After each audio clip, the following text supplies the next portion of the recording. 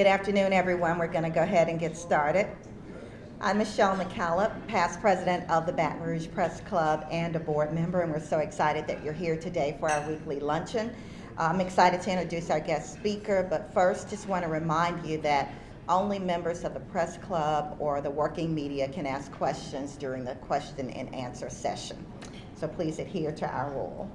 I'm happy and excited to introduce Alfred Al Harrell. He is the CEO of the Southern University System Foundation, and he's been in that position since October of 2013. He has more than 25 years of nonprofit administration experience with the Boy Scouts. He started from an intern to the CEO, working in various corporate offices, including Baton Rouge, New Orleans, Richmond, Virginia, and Tampa, Florida.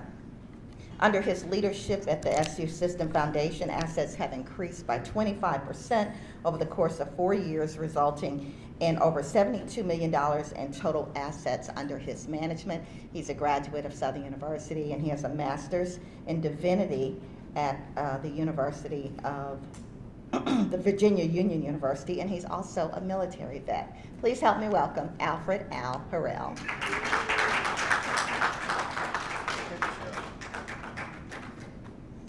Good afternoon.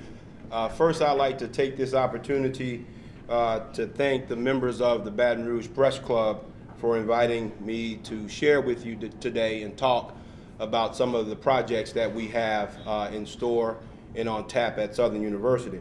I'd also like to recognize our board members who are present with us today, Linda Johnson and Alan Simeon. They are both members of the Southern University System Foundation Board of Directors.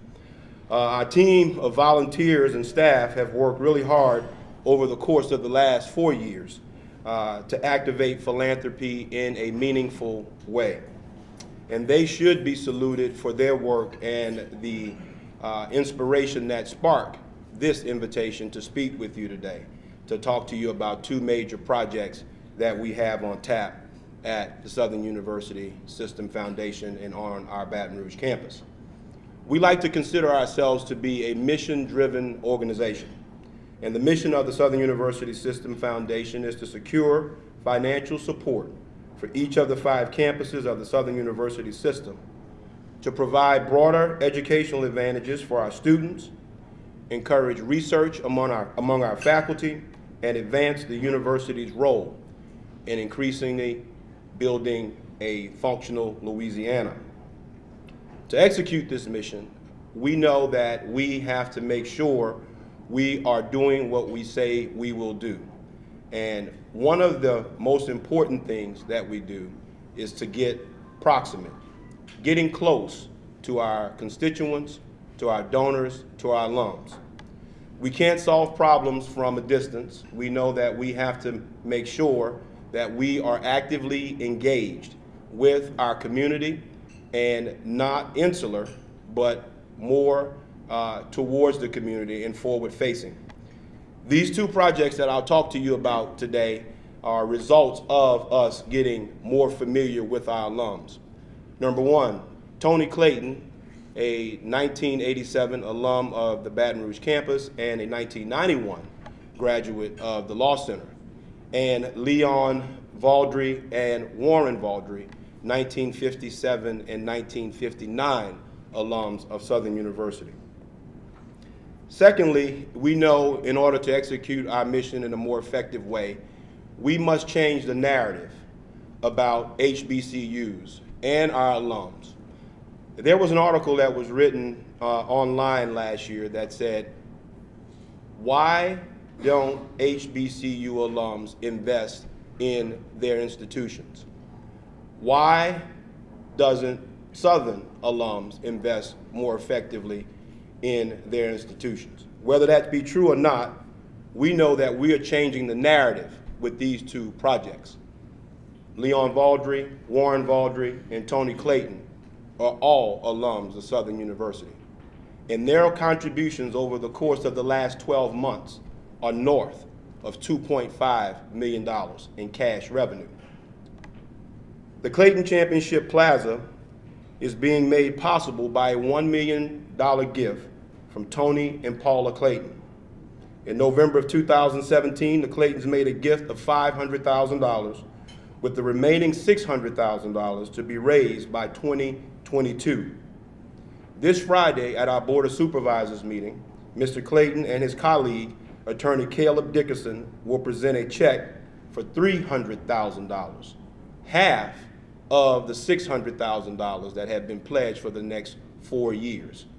They are far above the pace of the $1.1 million gift. The Clayton Championship Plaza will be a pavilion and a plaza, and it will serve as an outdoor Hall of Fame, paying homage and saluting the athletes and all of the staff who have participated over the course of the last 100 years in Southern University athletics. Columns and pavers will be for sale, generating revenue to support the athletic department as well as the marching band. We're happy to have Stewart and Company as our general contractors for this project, and David Mujo is the architect of record. Our alum, Brian LaFleur from the BJL Group, will manage not only the Clayton Championship Plaza project, but also the Vaudrey Center for Philanthropy construction. The building cost for Clayton Championship Plaza will be roughly about $500,000. So the gift that was given by the Claytons, above and beyond the construction, will continue to generate revenue in a meaningful way to support the university, not just for this project, but in perpetuity. The project is scheduled to be about a 6-month construction project. We're hoping that we will be able to have a grand opening before the first home football game in September. The second project is the Baldry Center for Philanthropy. Leon Baldry, a 1957 graduate of Southern University, and Warren Baldry, a 1959 graduate of Southern University, who now reside in Los Angeles and Beverly Hills, California, inspired this project. For many years at Southern, we have reached out to alums and constituents to support our organization in a meaningful way. But we knew it was critically important for us to not only ask constituents to support the university, but to provide consistent and relevant education on how philanthropy can make an impact on our community. We all know well here in the city of Baton Rouge, when you look at the transformation of downtown Baton Rouge and everything that has happened with that over the course of the last 10 years, many of those contributions have come through private philanthropy as well as public investment. The Baton Rouge Area Foundation, along with a number of business partners, have been able to transform the landscape of what we have now in the city of Baton Rouge. We believe through programs at the Vaudrey Center for Philanthropy that we can do the same thing, not only for Southern University in North Baton Rouge, but for communities of color around the world and in this country. We had a major investment from the Baldry family, but we also have had a sizable investment in intellectual property from the Kellogg Foundation, who supported a feasibility study that lasted 6 months before we launched the concept of the Baldry Center for Philanthropy. The Baldry Center for Philanthropy will have 7 program strands to include social entrepreneurship, faith-based programming, seminars, lectures, and certificate programming, not-for-profit capacity building, educational initiatives geared toward HBCUs, and research around and about the field of philanthropy. The gift from the Vaudrey family that was given in March of this year was a total of $1 million. Mr. Vaudrey and his family has committed in perpetuity no less than $100,000 a year on top of the $1 million to support programming at the Vaudrey Center.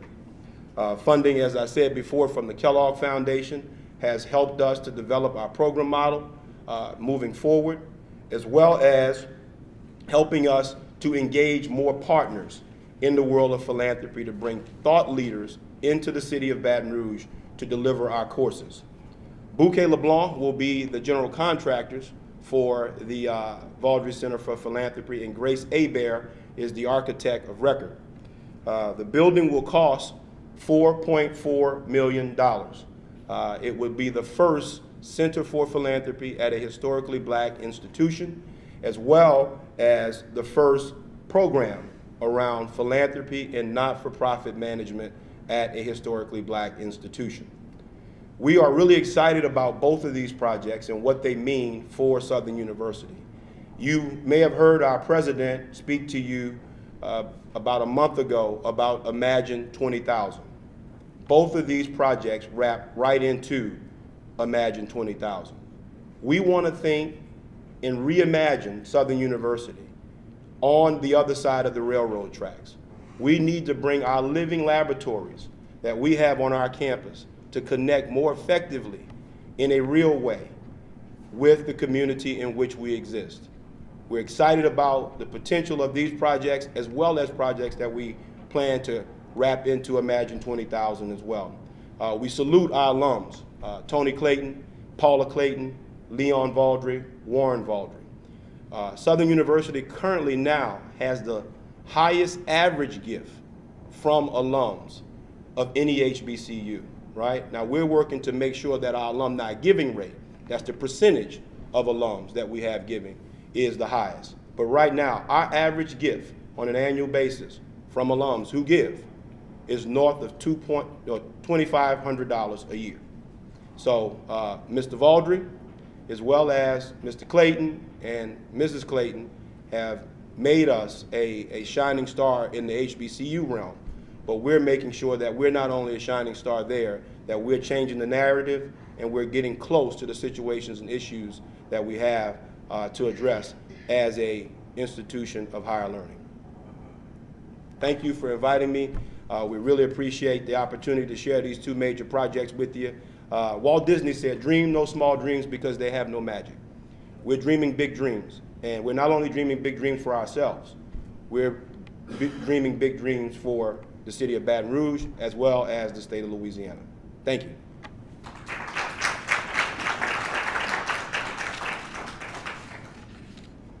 Questions? Since it's probably in the packet, but I haven't gotten it yet, but could you give us a brief rundown, sir, on the state of the Southern endowments? And obviously they've probably grown in the past year more than a lot. Sure, we'll bring you up to speed on that. The question was to give you a brief rundown on the state of Southern University's the systems endowment program. Currently, our endowment is at $13.5 million. The average university endowment is about $50 million, north of $56 million. We're planning to launch a endowment campaign called Your Gift, Your Legacy, Our Mission in August of this year. Our goal is to raise $50 million over the course of the next 3 years to bring us above that national average. We've identified a little over 890 prospects who have the capacity to give gifts north of $10,000 to support our endowment. How much is it to fund an endowed scholarship and professorship? Sure. The question was, how much is it to fund an endowed scholarship and or professorship at Southern University? There's a state program, a matching program that the Board of Regents manages. The threshold gift for the endowed scholarship is $50,000. And then you would put in an application to the Board of Regents to petition for a match. The threshold gift for endowed professorship has just been recently increased from $60,000 to $80,000. The Board of Regents would match that with $20,000 for a total of $100,000 that would be in the initial corpus of that endowed professorship. The endowed chair program, you didn't ask that, but that's also a program of the Board of Regents, requires a gift north of $600,000. The board can match up to, match $400,000 in matching revenue or up to $1.5 million for an endowed chair.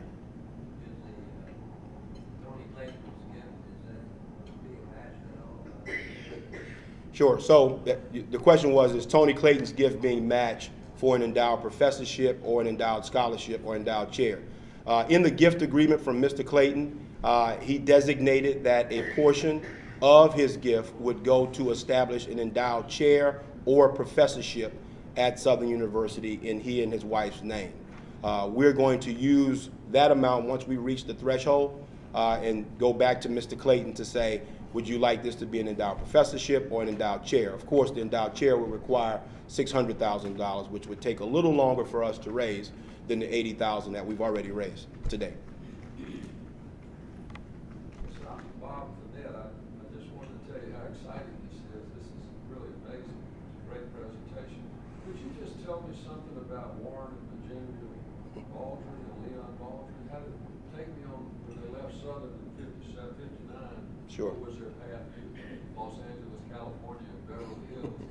Does he live in 90210? He does. A very nice home. Sure. So the question was to take him, just give him a little background on Warren and Leon Baldry. They're from New Roads. They grew up on Bush Road, right across the river.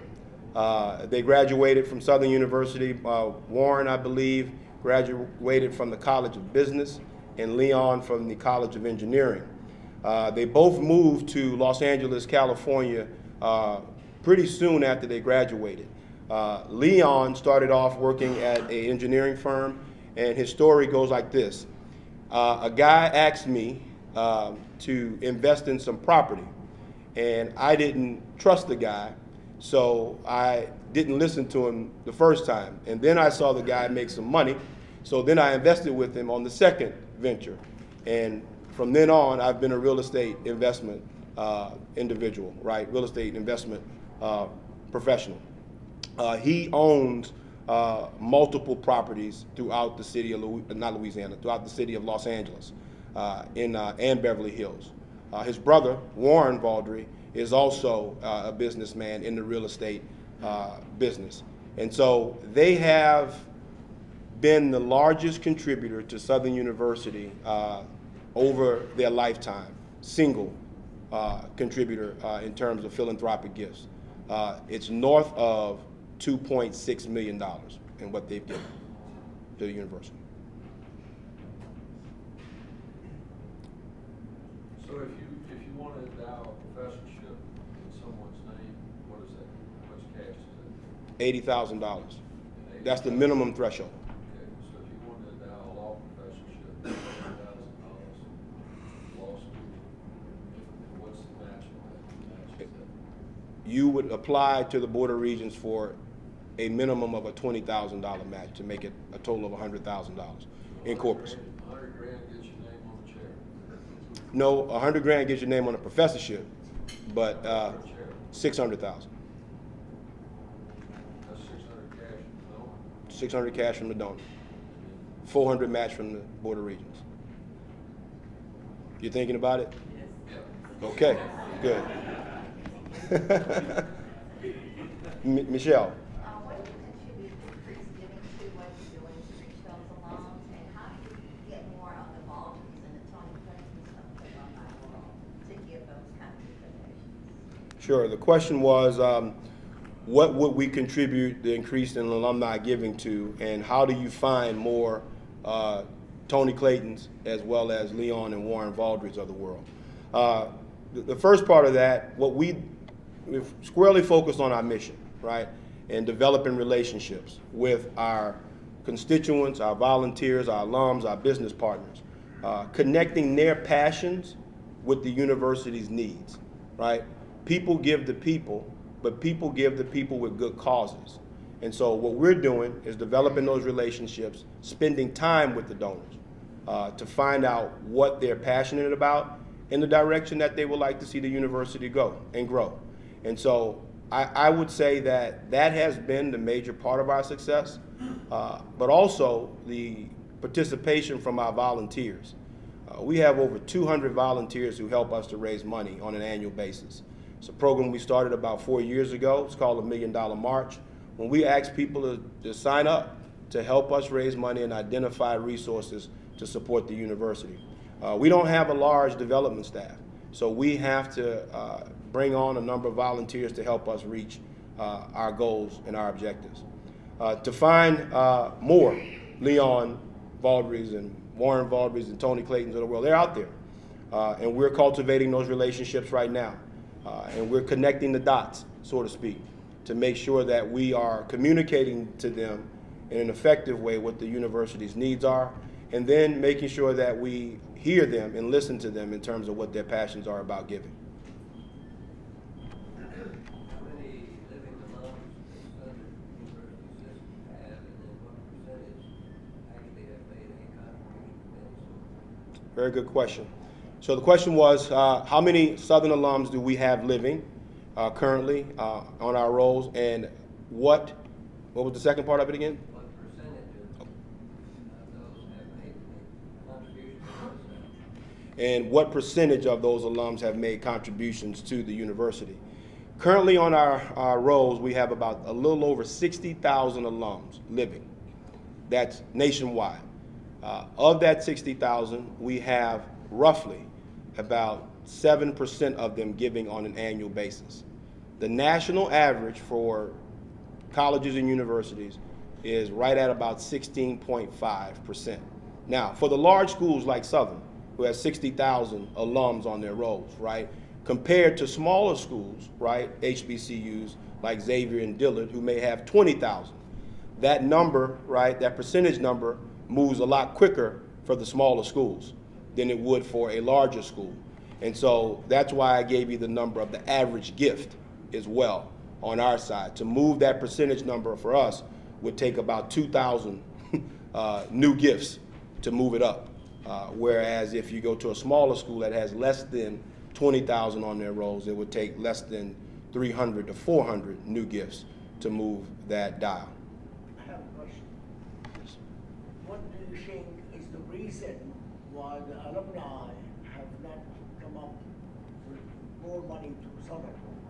Sure. So the question was, what do you think is the reason why historically alumni have not given to Southern University specifically?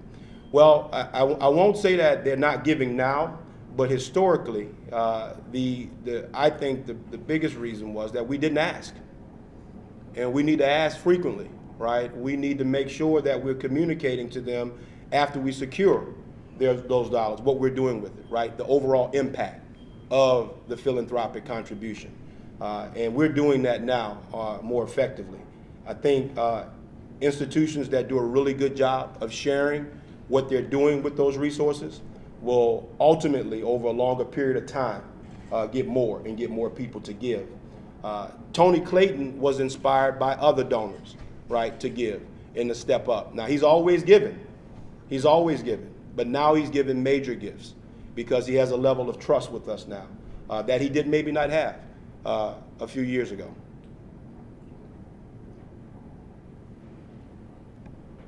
Ask briefly about the degree program. Working with, as I understand it from this quick glance, it's you're working with the Mandela School, and you're looking at a master's or PhDs in nonprofit management studies, philanthropic studies. Could you riff on that a bit, because the nature of nonprofit jobs in this country is growing very rapidly. Sure. So the question was, you made an observation that the program that we have right now is in conjunction at the Vaudrey Center with the Nelson Mandela School, a College of Government and Social Sciences. So the Nelson Mandela College of Government and Social Sciences has had a master's in public policy and a PhD in public policy with a concentration in not-for-profit management for the last 20 years. And so we saw a direct correlation with the programming that we were bringing on with the Vaudrey Center to partner with the Nelson Mandela School and to serve as an agent and research center for that program. We have, over that period of time, awarded degrees from the Nelson Mandela School in Public Policy and Not-for-Profit Management to multiple people who are influential now in Louisiana and throughout the country. And so we saw in the Kellogg Foundation's feasibility saw a natural partnership there. We're also developing programming through the Vaudrey Center, as you saw here, and I mentioned to you in the different program strands in terms of not-for-profit capacity building and how we could partner more effectively with the Nelson Mandela School to offer services to the community. Many of the interviews that we did during the feasibility study led us to this partnership, as well as other partnerships that we will develop over time at the center. Question? I just wanted to say how exciting this is, and the question was asked why people don't give. It's about organization. I'm an old engineer from Georgia Tech, and I remember when they didn't really have a organized program, and they have really gotten organized, and now it's, I mean, Atlanta's grown 10 times since I was there.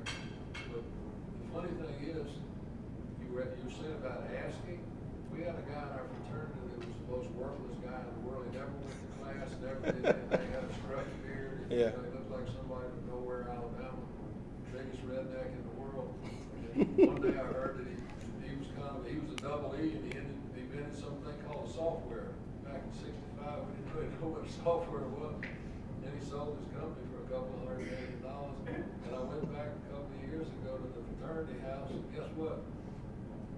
He got his name on the fraternity house. He built a brand new fraternity house, so don't ever be afraid to ask. That's right. You don't know which one's going to make the money, because people make money doing the strangest thing. And the other thing is, when Mark Emmert was here years ago, I asked him one time, I said, Mark, you got about 30,000 students here. How many alumni do you have? Yeah. And he said, you know, Bob, he said, I don't know, but I'm going to find out. Let me make a call, but I'll get back to you next week. 15 minutes later, he called back. He said, you know, Bob, it's even worse than I thought. Not only do I not know, but nobody over there knows. And boy, he jumped on it. And I mean, they started scouring out there, 30,000. They probably have 250. I don't know, John, how many alumni they got at LSU? But I mean, they got that thing in high gear. And they started, they were just nowhere. And they started, and look where they are now with the Tiger Athletic Foundation, LSU alumni. And you got into the computers. You can Yeah. make contact with computers. It's pretty amazing. Yeah. So congratulations. Thank you so much. Yeah, wonderful observations. Look, you never know who you're talking to, right? And part of what we're doing through the Baldry Center, right, is introducing philanthropy to our students, right, when they come through the doors. We're not asking them for money, right? We're introducing them to an experience and a responsibility, right? So we're building it into the culture, right, when we call it building a culture of philanthropy. So part of the programming that you see under educational initiatives, right, is a curriculum for freshmen, sophomores, juniors, and seniors, tailored and customized specifically to share with them opportunities, how they can connect more effectively with the organization. We don't want to wait till they graduate to do that, right? Because they're going their ways. We all done it, right? I've gone and not been connected and then try to get reconnected. But it's important to continue those giving circles, right? Build those relationships, and you never know who you're talking to. You never know. Question? Do you have any degrees in this kind of enterprise for Southern University graduates, students? Yes, the question was, do we have any current degrees that we offer in not-for-profit management and philanthropy? Yes, we do.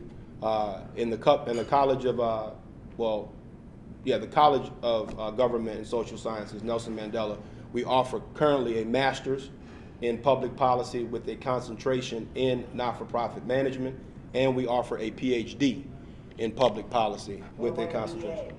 I'm sorry? What about a bachelor's degree? We're looking to develop that program as well, and we believe now by making sure that we focus and build upon the success that we've had with the master's and the PhD, that from the programming at the Vaudrey Center, from the other program strands, that we will create a case, right, for support for a bachelor's program in philanthropic studies or not-for-profit management. Because if you are talking to incoming freshmen, Sure. it would be easy for them to tell them you can get a BA. Yeah. So yeah, the question was, you're talking to incoming freshmen, it will be real easy for them to be able to connect and get a BA in philanthropic studies. So I think it was a question earlier along those same lines, right? So right now, only 5% of the professionals in the not-for-profit industry are minorities, right now. And 90% of the organizations, right, support minority communities and programming. So we know that the field of philanthropy is now becoming a more defined discipline, and so we're beginning to develop programming and curricula around that that particular discipline. And many, like myself, I was a social science major, right, a history major, and I went into the field of philanthropy because I was introduced to it as an internship. And many people go into the field of not-for-profit management from other disciplines. And so you're exactly right, sir. We are looking to develop a more defined undergraduate program for not-for-profit management and philanthropy. Do you have a course in salesmanship? Yes, we do. I'm pretty sure we do in the College of Business. The question was, do we have a course in salesmanship? I'm pretty sure we do it in our College of Business. And marketing is probably the name of that course, Marketing 101. Thank you so much. Thank you.